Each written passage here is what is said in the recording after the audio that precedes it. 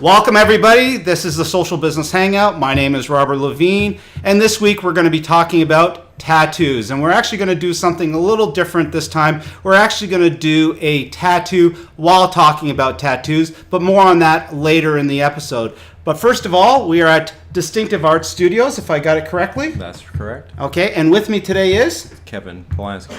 And? Zombie Joey. Zombie Joey, and I love the name, and being a zombie guy, that's something that I definitely want to know more about. Now, Kevin, you're the owner of Distinctive Arts, is that correct? Yes, I am. Okay. You've been in the tattoo industry for how long? Since I can remember, since I was 11 years old. Wow. That's I'm not trying to date you, Yeah. but that's definitely more than a few years. It's What got you into tattoos? Just pure boredom and the love of art, I guess, brought me here.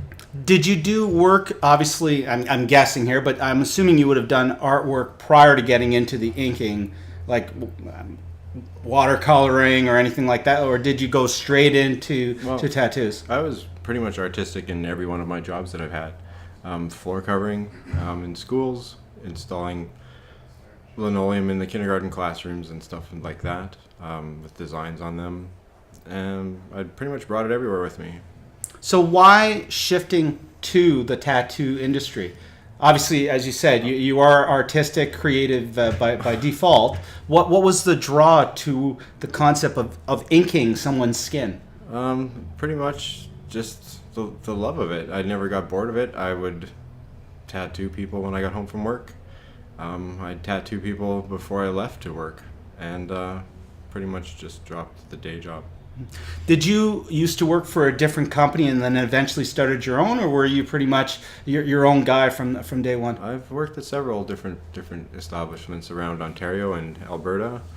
Worked in a couple places in British Columbia. Just gained experience everywhere I went. When you take a look at, let's say, the last 10, 20 years, and once again, not dating you here, but if you look at the last 10, 20 years of tattoos, clearly the art and technology around tattoos has evolved a lot. You know, in the very, very early days, it was literally a nail and ink and tapping on the skin or whatnot. We're clearly well past that era. What is the evolution, if you will, of the tattoo industry, both in terms of the art side as well as the technology and process? It's the art side is gone completely custom, just out of wants and the drives of our customers. We had to keep up with their wants, and you know, there's only so many armbands that you can see before you don't want those anymore. So we try and customize everything. You can still get an armband, but it's going to look pretty boss. You know, especially when the artistic side is let loose. Technical, all our needles aren't made in-house anymore. They were for years and years. I've had a hand in designing different needle groupings and some other products with tattooing years and years ago that are still used today, and pretty much different hemispheres of the planet, I guess, have taken over the production of our supplies, and we can deliver better quality tattoos. You brought up obviously the needles, but there's also the ink side. I'm assuming the chemistry of the ink has evolved over the years as well. Yeah, it's not made in garages anymore. It's made in chem labs and very controlled. So the basic concept, like, it's not paint. It would be a fair statement. Not anymore. Right. So it's evolved from that basic concept. What is it fundamentally now? Like, what are we injecting? They're inert pigments Okay. that are mixed with stuff that doesn't harm a body, like glycerins and stuff like that, which is absorbed pretty easily. And left behind is just the pure color, like as refined as we could get it, up to date. You know, it's always changing. Now, Zombie Joey, you know, you have tattoos. You got full sleeves. You got lots of piercings, and we're going to probably do a podcast on piercings at some point in time. Your history with tattoos, because clearly you love them. It pretty much started with my grandfather. He had a tattoo that I adored as a child, and it fascinated me that he had it in his skin and that I could move it around and pinch it and scratch it no matter what, and it would never come off. But I didn't know right away that that's what I was interested in as a career. That didn't happen until after he had passed away. I got my first tattoo, and that was to honor him. And it was, again, just the fascination of how it all came together and how it worked. And from that point on, I wanted to learn everything I could about it. So, yeah, that's how it started. You brought up a very good point. It's one of those things that once it's there, it's part of you. It's not changing. Yes, your skin might evolve over the years. It might stretch and whatnot, but it's there. It's a permanent change to your outer body. Mm-hmm. What is the fascination with that? What drives people? And I've got one already, so this is going to be my second one. What drives people to say, this is something that I want to be able to stare at for the rest of my life? That could be a number of things, like events in your life. No matter what you're doing at the time you get a tattoo, you're going to remember that time of your life. It makes us individuals as well, as much as you possibly can. And it's just going to keep going from there, where people are going to come up with crazier and better ideas. And it's just a love for the artwork as well. Mm-hmm. Now, you and Kevin have formed a business relationship over time, and I'd like to maybe hear a bit about that. You kind of referred to it a bit about, the mentor, trainer, student relationship. Tell me a bit about that. I wasn't always doing... He didn't find you in a cardboard box at the front door, did he? That's close. Too close? Yeah. I approached Kevin over Facebook, actually. When I had heard about the new shop in town, I looked on his Facebook page, and I was astounded by the work, because the quality of work in this city wasn't anything like what he was doing. It was crazy. I mean, once you see the best, you can only compare that to what is better. So when I saw his work, it was amazing. So I knew that's who I wanted to learn from, So he invited me to come down and show him what I had, which... it was not up to standard of what this industry requires for a good tattoo. And immediately from there, we started a friendship and that student-teacher relationship, and he offered to teach me, so I wasn't going to turn that down, not a chance. When you look at someone, and in this particular case, Zombie Joey, that has come in and they may not necessarily have all the finesse that you're looking for, what do you look for in a tattoo artist initially? Initially, just doing a good job cleaning the toilets, I guess. Everything has to be done. It starts small. If you can clean a toilet, you can clean a tattoo machine. Or glorified janitors. Yeah, pretty much. It all starts. You have to be good at cleaning. That's the basis behind our job. So you would look at that before looking at the artistic side? Absolutely. Yeah. Anybody can be taught how to draw. You just have to have the drive for it, and you have to you can't be a slob, That's You brought up obviously the cleaning part, because health is clearly something that comes in. Mm-hmm. All the tattoo shops in the better part of North America have some form of oversight.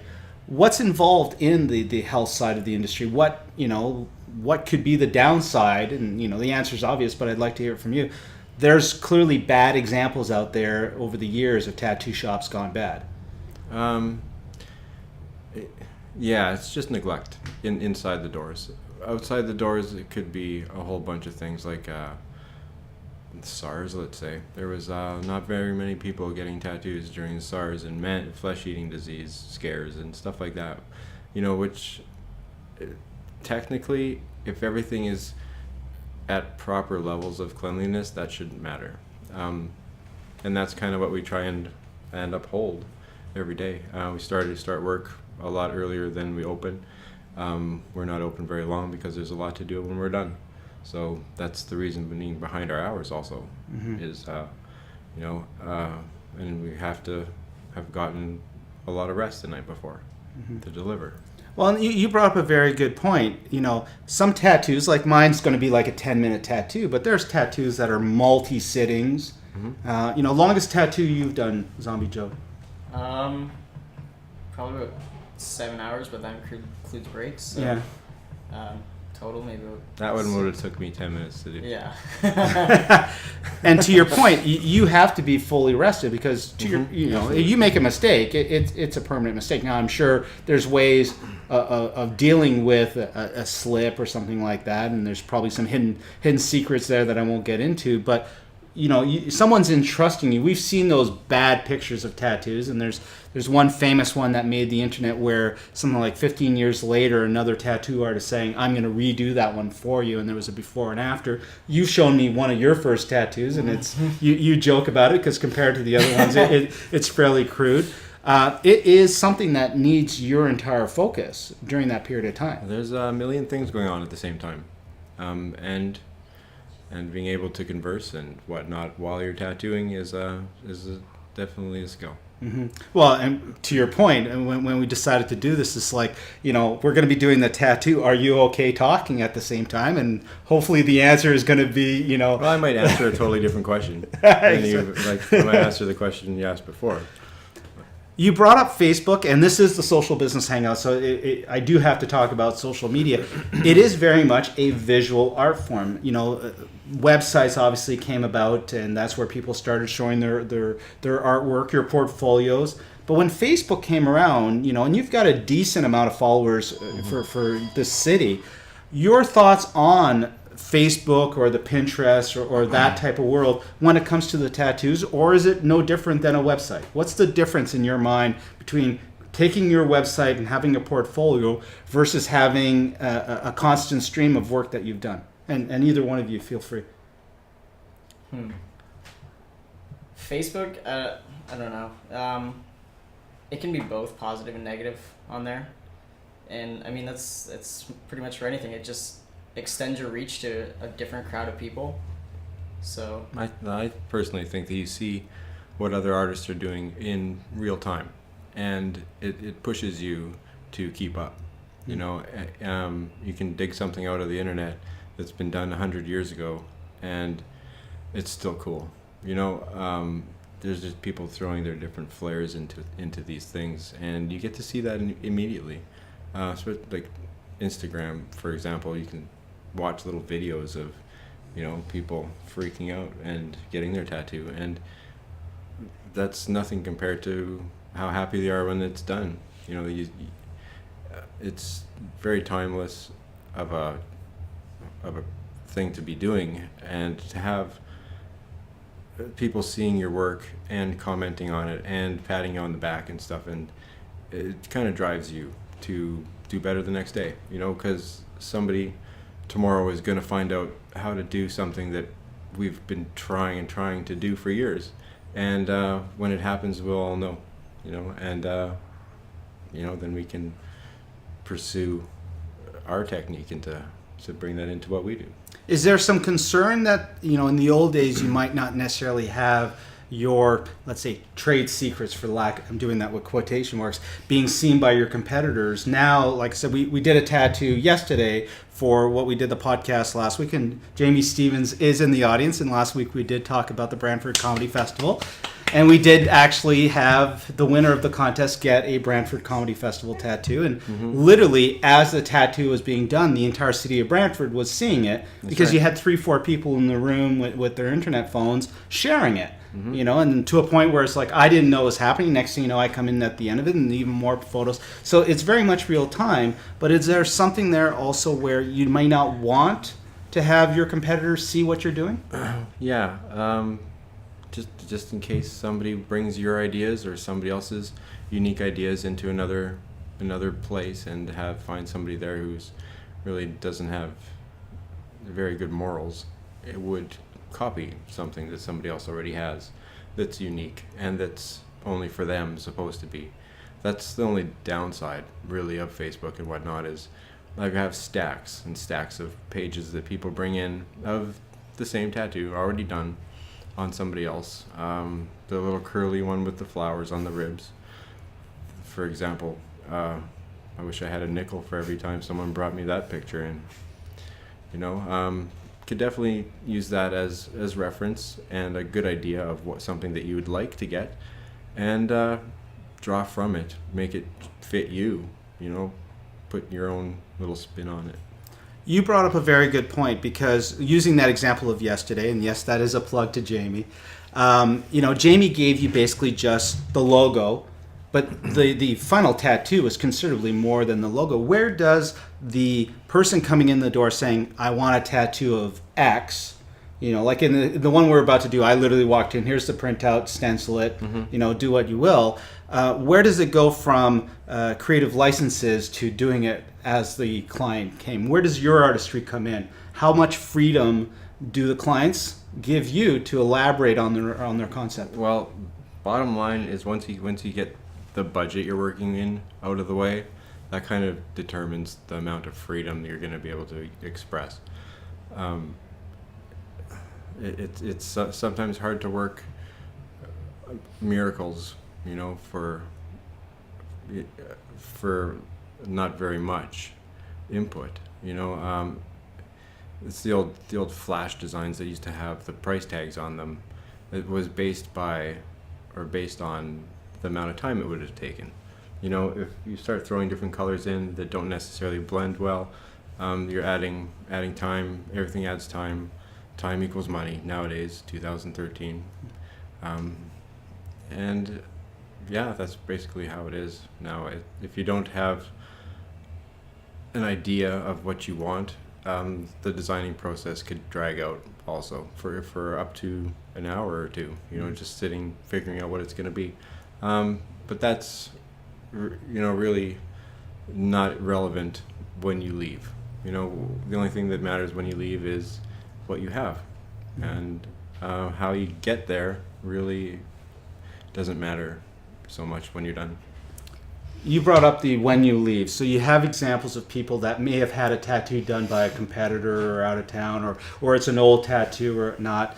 Someone comes to you with an existing tattoo as opposed to, a clear space. What options are available? Because you talked about everything from colors blending. So clearly, the existing pigmentation probably will react with a newer ink, I'm assuming, or is that not an issue?